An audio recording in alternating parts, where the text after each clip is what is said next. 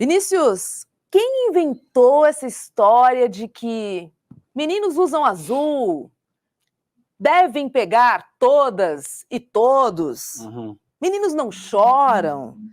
De onde vem isso, cara? Será que vem da própria construção do patriarcado? Exatamente, Roberta. Essa história de meninos de azul, meninas de rosa, enfim, todos esses estereótipos de gênero, eles são parte de uma construção histórica do patriarcado e da dominação masculina, né? Pensar que qualquer sociedade, qualquer comunidade, mas especialmente a nossa, né, sociedades ocidentalizadas, sociedades modernas, urbanas e por aí vai, elas têm uma série de hierarquias sociais. E nessas hierarquias há uma produção de estereótipos em relação àquilo que certos grupos devem fazer e que outros grupos devem fazer. Por exemplo, pensando homens e mulheres, esses estereótipos vão recair aí em relação aos homens e às mulheres como obrigações que fossem naturais para cada performance de gênero. Então, de fato, tudo isso é produto de uma construção histórica, né? Não há uma base, de fato, biológica ou natural para esses tipos de comportamento ou para esse tipo de ideia. Vinícius, e o que você classificaria como as características centrais dessa masculinidade hegemônica? A gente sabe, a Hobbes colocou alguma delas, por exemplo, de que você tem que ser viril o tempo todo, de que você não pode chorar, de que você, de alguma forma, deve se relacionar com quantas mulheres você... Conseguir, né? Quantas conseguir. Exato. O que mais você classificaria como característica central dessa masculinidade hegemônica? Bom, é importante lembrar que o conceito de masculinidade hegemônica foi criado por uma socióloga australiana chamada Raewyn Connell, né, e é um conceito que está sempre sendo debatido, então ele não é um conceito, digamos, absoluto. Tem pessoas que concordam, pessoas que discordam. Eu concordo, né, mesmo tendo críticas ao conceito que não vale a gente explorar aqui. Mas, basicamente, é a ideia de que há um padrão de ser homem, né? E esse padrão ele é atravessado por vários recortes, vários marcadores sociais, e ele dita um certo tipo de comportamento. Então, esse padrão hegemônico de ser homem, por exemplo, numa sociedade como a nossa, ele é o padrão de ser homem ocidental, a partir de uma lógica de construção social e de gênero da Europa, né? Porque somos um país que foi colonizado historicamente, então a gente tem muita influência desse tipo de masculinidade hegemônica. Geralmente, quando a gente caracteriza, né, essa masculinidade hegemônica e pensa esses marcadores, a gente pensa que são geralmente homens brancos, que estão em posição de poder, que são compulsoriamente heterossexuais, né, em alguns países majoritariamente cristãos, e assim vai. Todas essas características que são muito familiares ao Ocidente. Perfeito. Será que eu posso colocar nesse guarda-chuva aí da masculinidade hegemônica os homens que não deixam as mulheres falarem, os homens que interrompem as mulheres, os homens que desrespeitam, né, tudo que seja diferente e contrário? Porque eu sinto, Vinícius, não sei se você concorda comigo, que a masculinidade, ela se sente... eu posso dizer que invadida, né, em certos locais ou em certos ambientes que são destinados a eles, né? A oratória que é destinada a eles, né? Um estádio de futebol que é destinado a eles, sim. Enfim. Você concorda comigo? Concordo plenamente, né? Os espaços também de socialização, de lazer, eles são generificados. Você deu o exemplo dos estádios de futebol, por exemplo. A gente pensa, né, que tem muitas mulheres que gostam de futebol e não se sentem à vontade no estádio por causa do comportamento dos homens, né?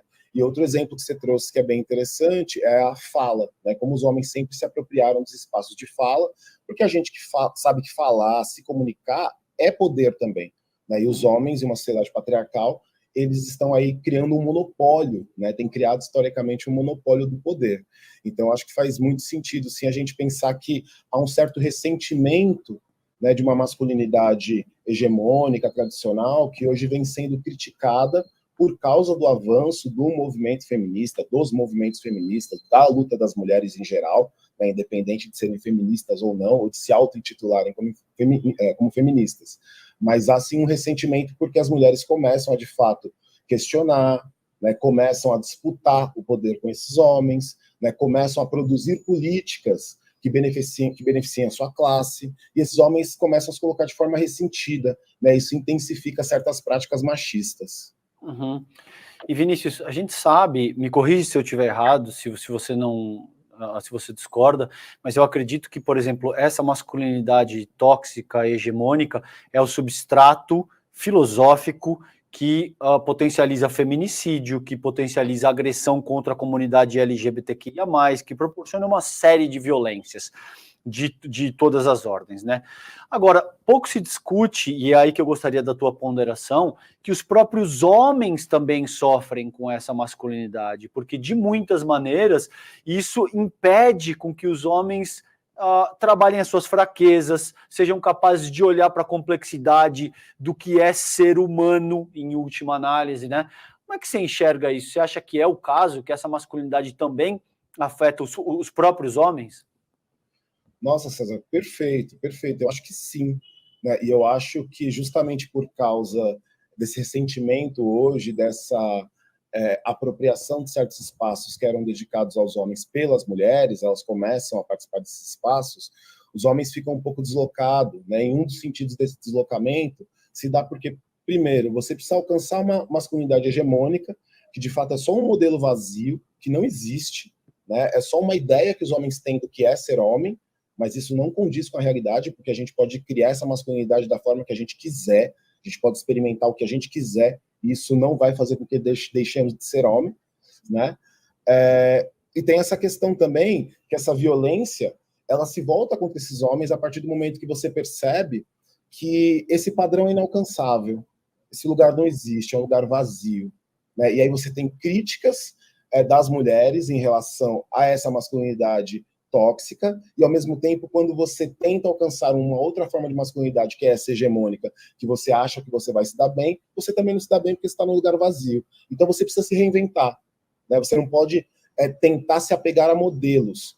É claro, a gente tem sistemas de socialização que vão informando a gente, né, o que é ser homem. Ninguém sabe o que é ser homem ou ser mulher, né? A gente vai aprendendo conforme a gente vai se desenvolvendo enquanto ser humano. A gente vai se generificando, se racializando e por aí vai, né? Ou racializam a gente, para ser mais específico, né? Uhum. Mas eu acho que esses efeitos do machismo, eles são nocivos também para esses homens, porque eles estão sempre numa busca que é vazia. Isso causa muito sofrimento. E posso te dar um exemplo, Robes, disso que eu tô um relato na prática. Quando eu tinha 14 anos, meu pai e minha mãe se separaram muito cedo, e meu pai aparecia esporadicamente em casa, e eu acho que toda essa geração passada era muito comprometida por isso que a gente está trabalhando aqui, essa questão dessa masculinidade hegemônica, tóxica, que restringe o que é ser homem a determinados padrões de funcionamento. E quando eu tinha 14 anos, meu pai apareceu com um tolete de cigarro, assim, sabe? Não é uma carteirinha, não. Sabe? Pack todo? Um pack inteiro, com 20 maços de cigarro. Eu tinha 14 anos, Vinícius. Ele colocou isso na minha frente e falou: homem que é homem fuma. Ui. Entende? Então é disso que a gente está trabalhando aqui. E eu sei que o meu pai não era uma exceção. Eu sei que isso era um funcionamento que restringia o que é ser homem a fumar, transar, beber, não poder negar sexo. Qualquer mulher que eventualmente se apresentasse, você tinha que transar sob pena de você não ser macho, entende? Então isso, principalmente para a minha geração, a gente foi criado sob a égide desse estigma, entendeu? De que homem que homem fuma, homem que homem bebe e tal. Você vê isso até hoje. As pessoas te digam: eu não confio em quem não bebe. Você não bebe, então você não é macho. Tem esse tipo de associação primária que faz muito mal para os próprios homens, inclusive.